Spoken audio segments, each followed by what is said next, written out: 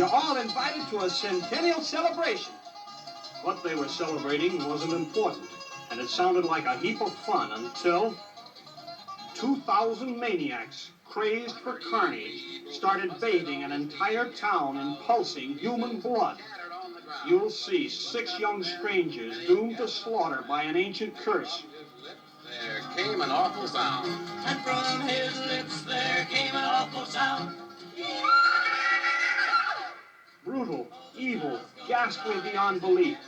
You'll see the most diabolical device ever contrived, designed solely for assassination by a town of madmen, insane with bloodlust.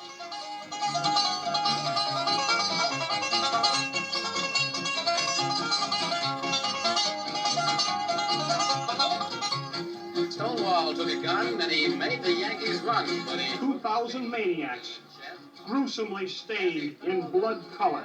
Stonewall said, I'm a-giving you a dying man's request. I'm a-giving you a dying man's request. Yeah!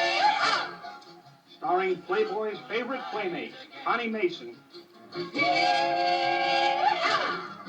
Oh, the South's gonna rise again.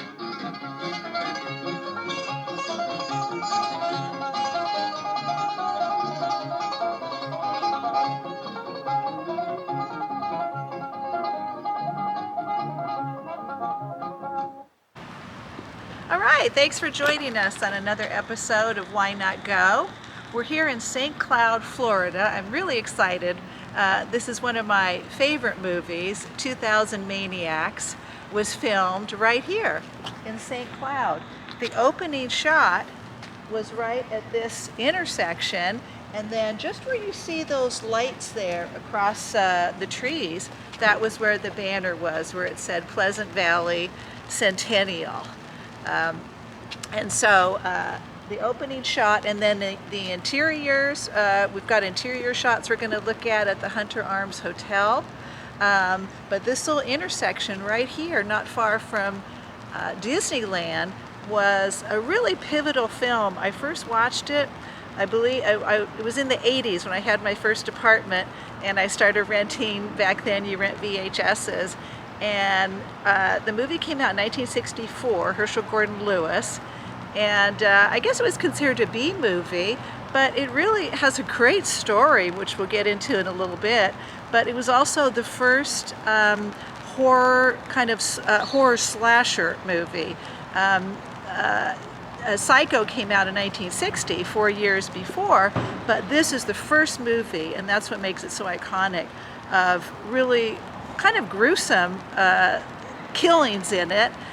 This is long before Texas Chainsaw Massacre. This is before I Spit on Your Grave. Before all those kind of movies, Hills Have Eyes. 2000 Maniacs was really the first gory slasher movie, and it was, which is so historical, and it was filmed right here. And I love Herschell Gordon Lewis's other movies. I used to watch She-Devil on Wheels, which was about a female biker gang that kills people. Blood Feast was another one of his movies. Color Me Blood Red. He was kind of like a Russ Meyer in the 60s, who was also sort of considered a B-movie director. I love him too. Faster Pussycat, oh my God, don't get me started.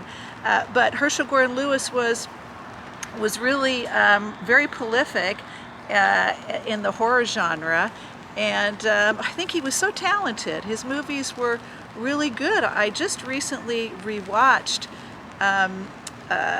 2000 Maniacs, and I was reminded how good the story is.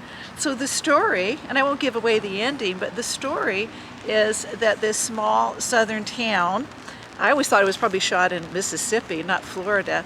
This small southern town was wiped out during the Civil War, and after 100 years, which was supposed to be 1965, and the Civil War was 1865, they rise from the dead to basically kill Yankees and avenge the slaughter that the Yankees did back in 1865.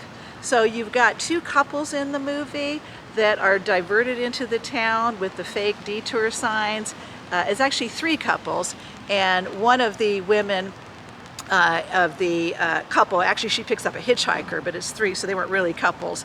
She wasn't really a couple with him, but it's three couples, and she was quite famous. So the actress who played who was the blonde, not the one in the couple, the Millers, but the one who picked up the hitchhiking teacher, her name was Connie Mason, and she was actually quite famous. She was a Playboy centerfold in June of 1963, and we'll show the shot here, not the full centerfold obviously, but to be a Playboy centerfold in '63 and then to be in this movie, so I'm sure she was quite known. Very, very, very pretty woman. So, so this was shot here in probably 63. So how many years ago is that? 60 years. 60 years ago, this movie was shot here, and I don't think there was any other horror movie at the time that was so graphic, and the deaths were very, very imaginative. We'll get into that a little bit later.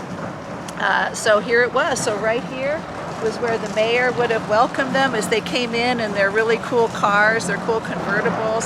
The mayor would have welcomed them and said, "We've got you're going to be part of our centennial."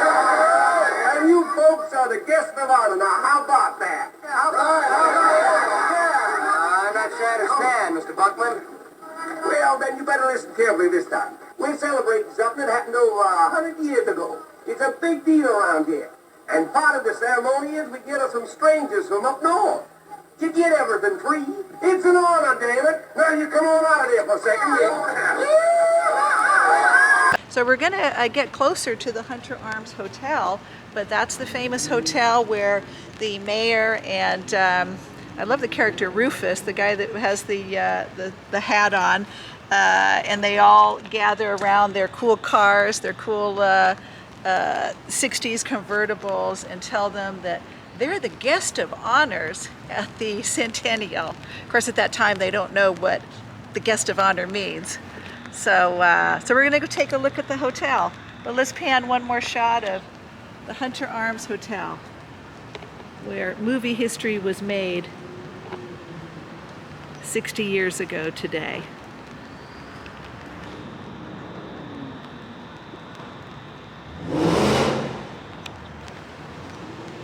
Alright, so here I am right across from the hotel, and this hotel has been here since 1927. We're going to check out the inside in a little bit. So this is again where the street was, where they had the banner for the Pleasant Valley Centennial. and the couples were greeted for the centennial. The guest of honors at the centennial. So I'm just at the opposite the Hunter Arms Hotel. So in the movie, when you see them looking out the hotel windows, it was the two, you see the air conditioners, it was the two on the right there, and I think that's where Terry and the teacher, they had separate rooms, of course. I think that's where they looked out, and then just behind that tree there, on the other side, would have been where the other couples were, the Millers and I can't remember the other couple's name, but they would have been over on this side.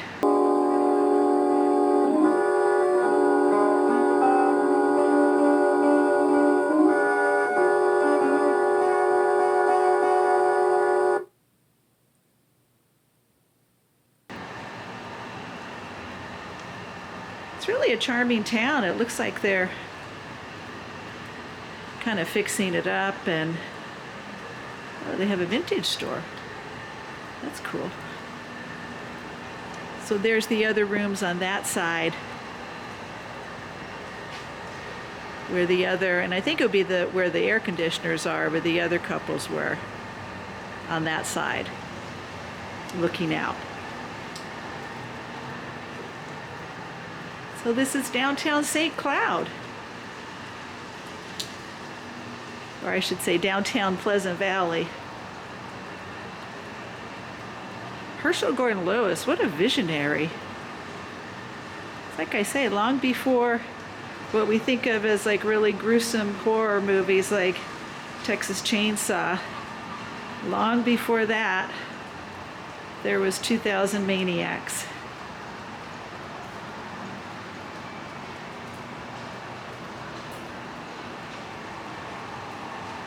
In downtown St. Cloud.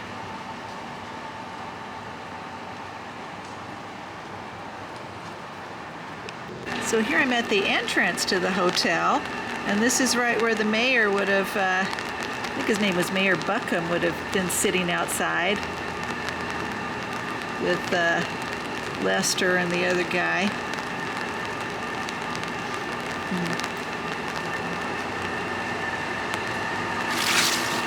I love it how it's really old.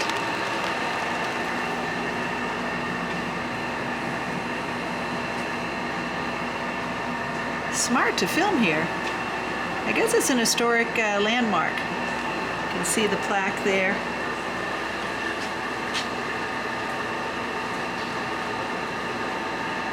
That's so cool.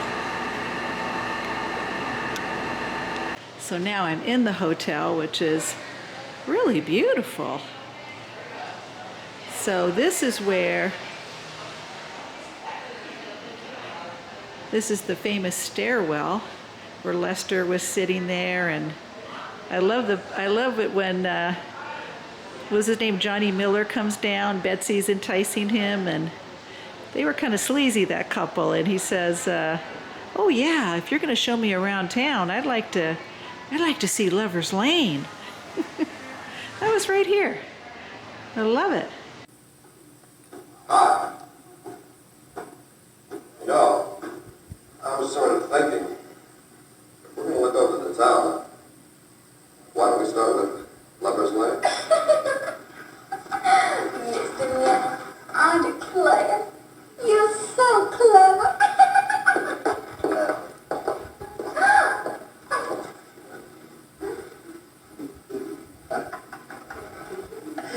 Hopper boy, I got a feeling that you're gonna have more fun than a beagle dog on a coon hunt.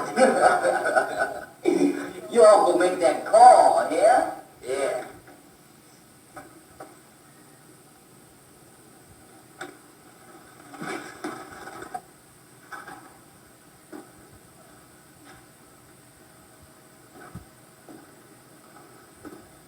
Anybody want to make a bet?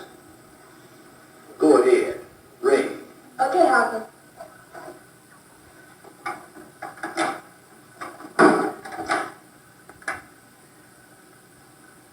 Hello, Mrs. Miller? So they honor the film here in the lobby. That's a history of the hotel and when it was completed, which was 1927. And up here, isn't that cool? Got a little bit of a glare there, but they have a photo there of that opening shot, which was outside. And there's a shot of the outside, probably taken a long time ago. And here's the famous scene of poor Mrs. Miller getting her arm chopped off there. I love it. And there's oh yeah, there they are in the lobby. Got Lester there, and I think his name was Harper. And there's the mayor by the fireplace.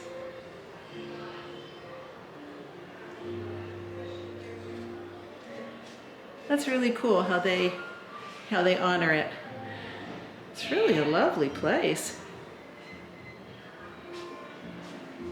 Just feels like a beautiful hotel you might see in New York. Love it.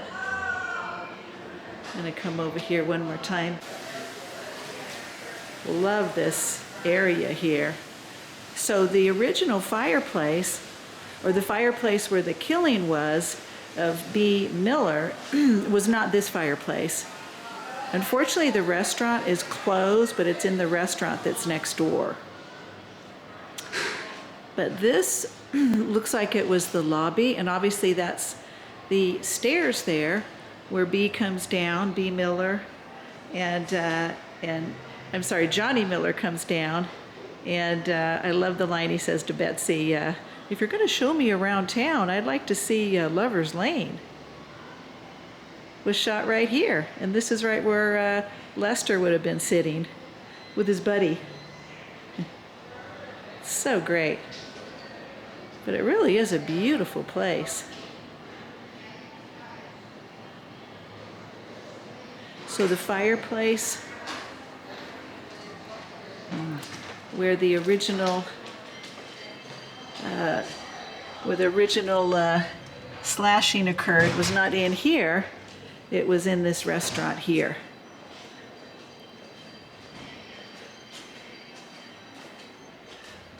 Can't really see in there. Okay, so I was just told that the original front desk was in this bar area. So this is where Harper and Lester hung out, and they made the phone call up to the room to try to get B. Miller out of there.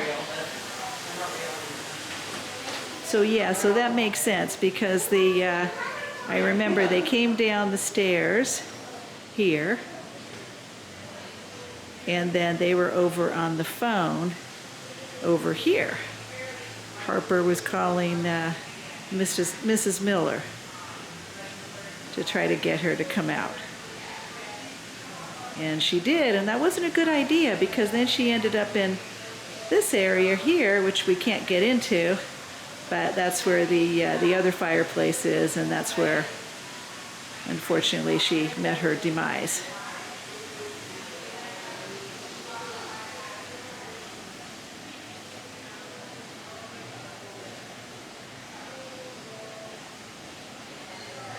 Love it.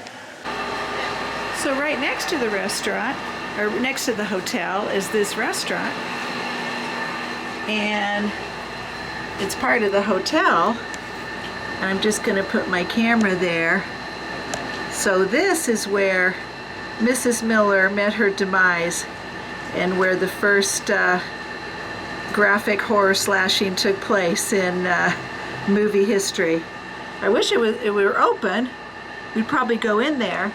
Hopefully you can see through the reflection.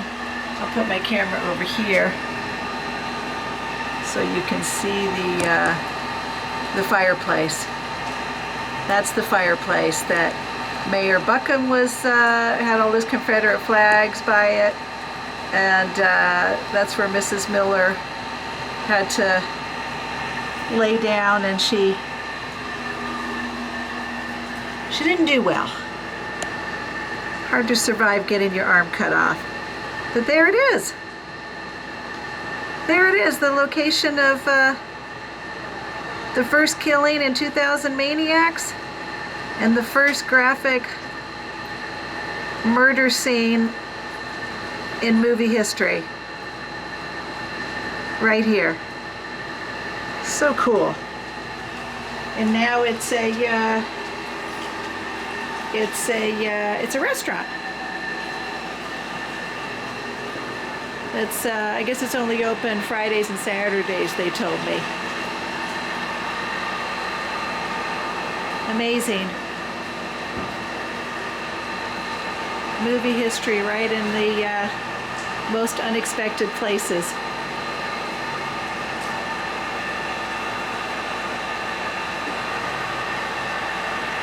All right, now I'm walking around the hotel on the second floor. And this is like a balcony shot on the side. You see the front, that's New York Avenue there. So this is the second floor.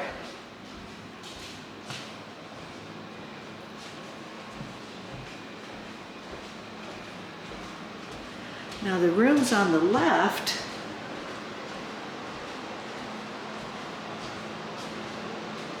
would face the outside, would face the front.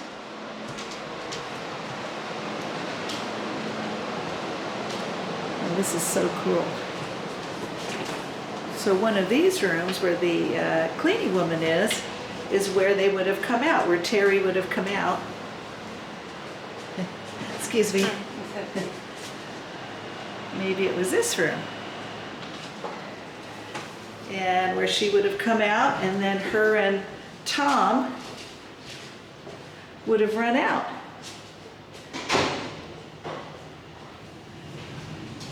I think they ran this way, actually.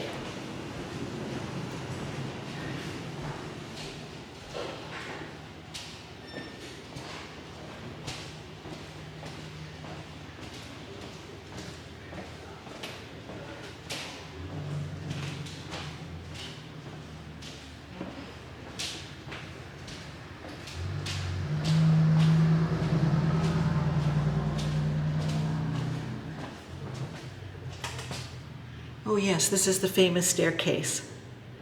So I'm going to come back and look at that. So they would have come out, if this is the way they shot it, they would have come out where they're one of these doors right here.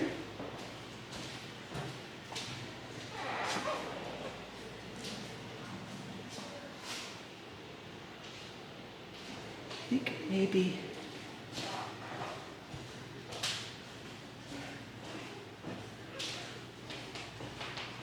I love this. That is so great.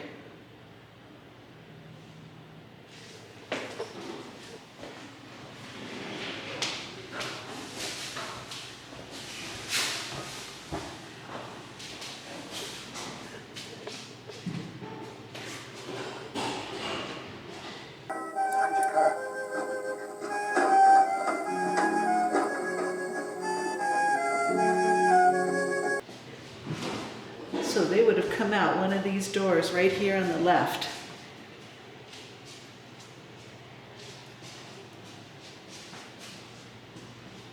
Going backwards here.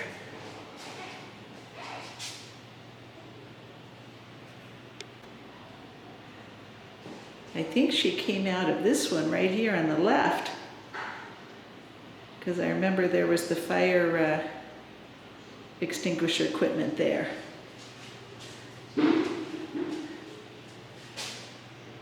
Love it.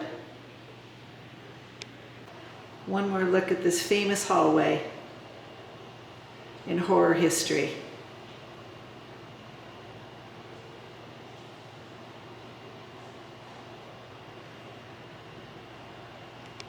All right, I'm coming around the corner of the hotel, and this is another famous wall here.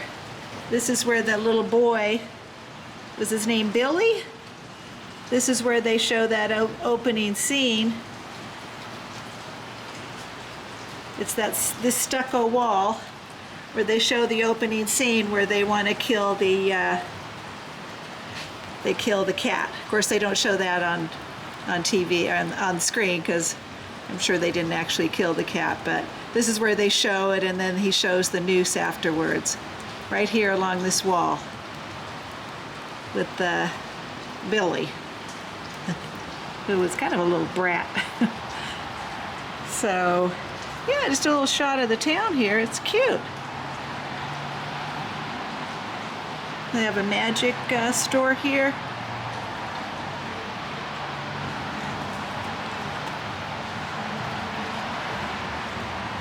Card store there. All right, so now we're coming around the back, and it's a rainy day, a rare cold and rainy day here in Florida. So this is where Terry, played by Connie Mason, and I believe his name was Tom, the teacher. This is where they escape. Oh, I love these old signs. Love that. Magazines, soda, sundries. Nobody ever uses the word sundries anymore. Okay. So there's the inside courtyard. Yeah, oh, look at that old sign, Hunter Arms Hotel. So this is the famous stairwell. I showed you the inside hallway where they came out. It was room 239, I believe,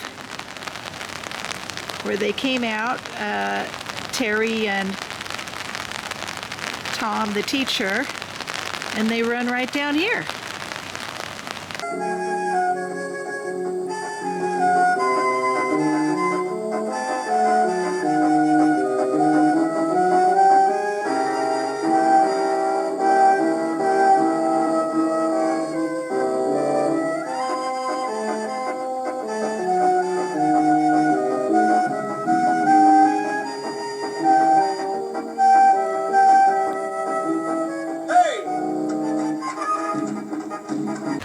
So we're behind the Hunter Arms Hotel. So after the Connie Mason character and the Tom the teacher, after they escape running down that stairwell right there, you see this shot right here, which is right, I'll line it up, which is right where you see that nick in the wall, and this gutter right here.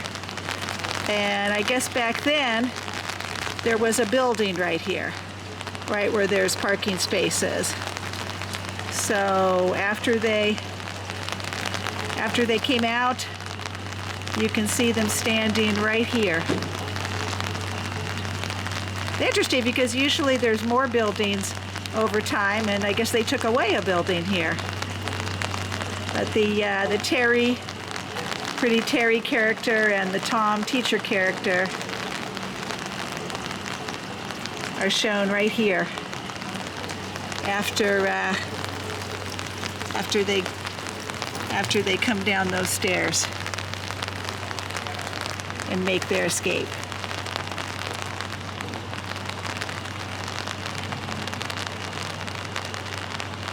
Those stairs right there. Love it, and they still look the same.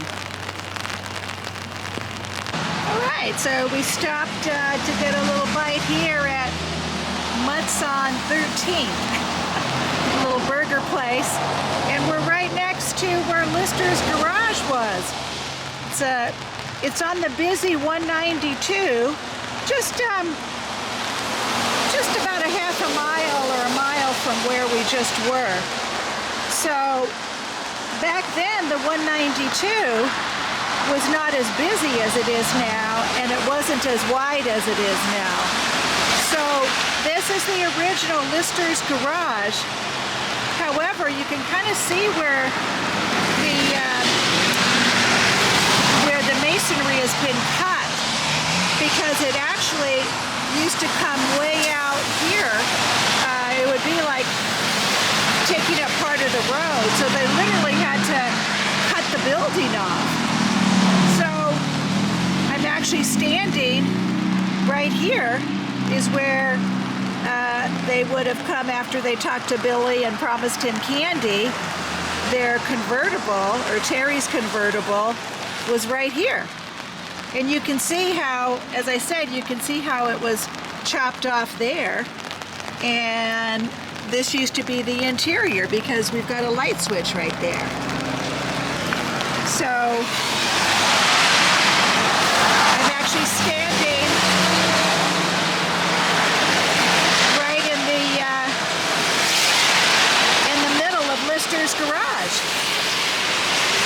And it goes back, you can see how that's a garage entrance right there. Isn't that interesting? So to make room for this busy highway,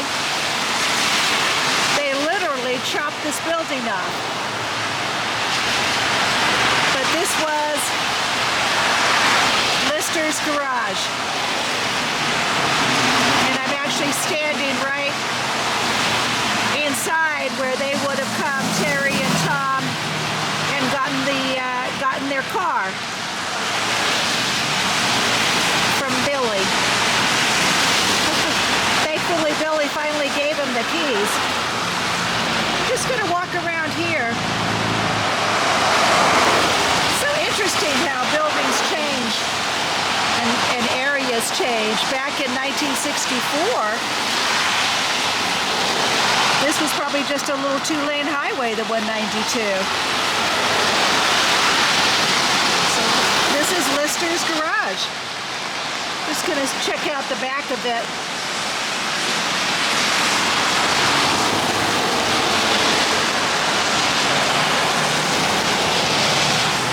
Oh yeah, you can see the back of it right there. And in the movie, looks like a boarded up window there.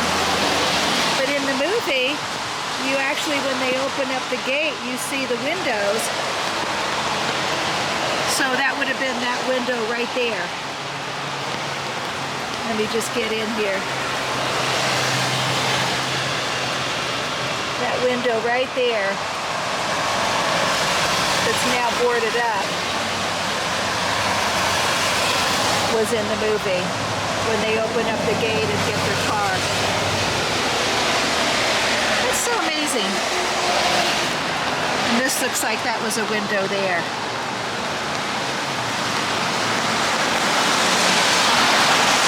Now it's a very busy place, the 192.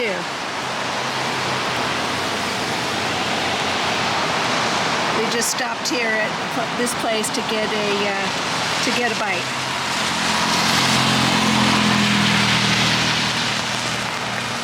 Lister's garage.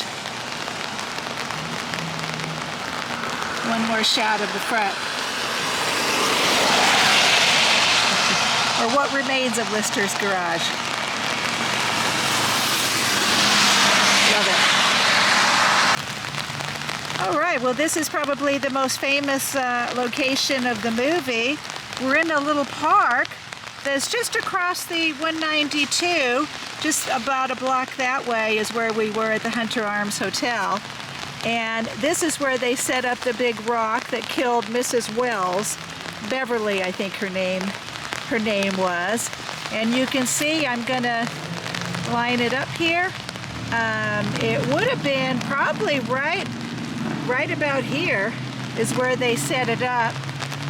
In the movie, you can see those two doors there. There's a little public amphitheater there in that building. And I'm just going to go over to this tree right here where you can see the tree has that fork in it right there.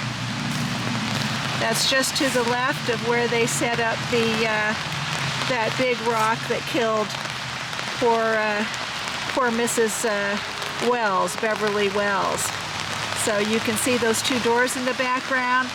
And then there used to be a bench right over here. Doesn't look like they have the bench anymore, but that's the tree So the rock would have been right here where she met her demise. Of course, the character Rufus had to be the one that that killed her. If you watch the scene, different people in the town try to hit the thing that makes the rock come down, kind of like something you see in a carnival. And then Rufus throws the ball, and of course the rock comes tumbling down, and Mrs. Wells is dead. And then afterwards, he had the best lines in the movie. Afterwards, he said, "I think I should pitch in the major leagues." He was so funny. So this is where that torturous scene was that Herschell Gordon Lewis set up. Each killing was so different. You had the man pulled apart by the 4 horses, and then of course, the first killing, Mrs. Miller had her arm chopped off, and then you had another Mr. Miller, Johnny Miller. Of course, he was kind of sleazy. You always know in a horror movie when a guy or a woman is kind of sleazy, it's not going to end well. And he gets in that barrel with the nails. But this was quite a bad death here for Mrs. Wells. So horror history here again, 60 years ago. Such an iconic film. All right, so this will be my parting shot on this rainy day in Pleasant Valley. The South will rise again. I love that. They kept saying that in the movie. The last scene, or one of the last scenes with the murder, with the killing of the big rock, poor Miss Beverly. She had such a cute dress on. Met her demise right here, right in this spot, 60 years ago. Well, thanks for joining us on another episode of Why Not Go? This was really exciting for me. Hope you enjoyed it. We'll be seeing ya.